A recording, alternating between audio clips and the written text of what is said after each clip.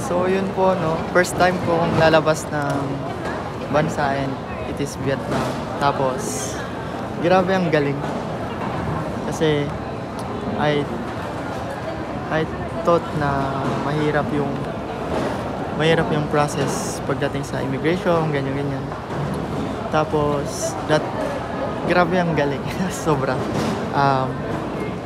So, first one is pumila ko. So, haba ng pila. And then, biglang nag-open, may isang guard na in-open niya yung line, tapos lipat daw kami doon. So, syempre, yung mga tao lipat kagad kasi fresh line yun. So, pagdating ko doon, haba na ulit ng pila. Pero, lesser than the original one. And then, nung malapit na ako doon sa pila, malapit na ako sa immigration officer, biglang nag-open ulit. Ang galing, nag-open ulit ng line and then I am the last one na nakapasok. So, nag-open ulit ng line, panibagong line for those two officers.